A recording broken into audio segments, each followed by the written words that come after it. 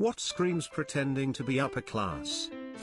Wearing brand clothes that have the huge name of the brand on them. I used to work in one of the brand stores, and these were literally made for the lower class that wants to show off. More expensive and higher quality items never had this flexing on them. As a poor, I've noticed that less is more when it comes to casual fashion. You know, these idiots have gone too far when brands target the fakers, lol. I work at an exotic car rental branch. I have plenty of customers that rent our cars and ask us to take the ID tags off the key ring, understandable. Then I have some that insist they get the same license plate each time and will flip out if I give them the same model as usual but with the plate one digit off. They're trying to make the appearance to whoever that they own the car and get themselves in a trap where they have to keep renting to keep up the illusion. That charade never lasts long. Who on earth memorizes the plates on an acquaintance's car? No one gives a shit. Edit, apparently a lot of you do, D. This is cringe. Struggling to scrape together the minimum payments on a luxury car. Jefflo. There's a Ferrari someone in my town drives. The templates have been expired for close to a year. Rich people on Instagram are probably mostly fake rich. Buying followers. If I were a billionaire, I would not want to be tagged partying on the yacht. Especially not in 2020. Exactly. Or those fuckers who talk about the private jets they have. Bitch, if you own that jet you are for sure worth over $60 million. I haven't seen you work a day in your life. The only rich people that like to be tagged on their yachts are stupid kids and celebrities that make a living off being a public figure. Most mega rich people that can afford a yacht don't want people to find them through social media. $5,000 purse with no money in it. $2,000 bag with no cash in your purse, Kanye. I'd rather have a dollar store fanny pack with $5,000 in it. Talking about possessions, slipping dollar amounts into conversations. Act like you've been there before. So you're saying I shouldn't brag about my favorite $7 boots that I bought at a thrift store?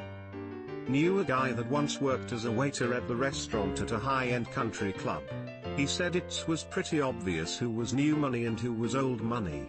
New money people always made a point of getting the most expensive dinner on the menu, and the fanciest wine, and so on, because they had imposter syndrome from hell and felt like they had to act the part in order to prove that they deserved to be there. Old money would order a cheeseburger and a Coke because that's what they were in the mood for. Saw some guys at a stoplight in a convertible 6 Series BMW with the top down blasting music and wearing expensive clothes. I can see his dashboard, every possible warning light was on. To be fair, in a bimmer those lights probably came on the day he bought it.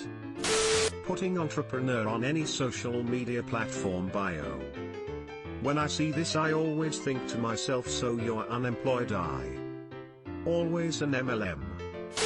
We don't get anything that scream pretending to be upper class in Australia at the moment, thanks to our mining sector. At the height of the boom, someone could leave high school, get some tickets, and pretty much walk into a 6-figure job on the mines.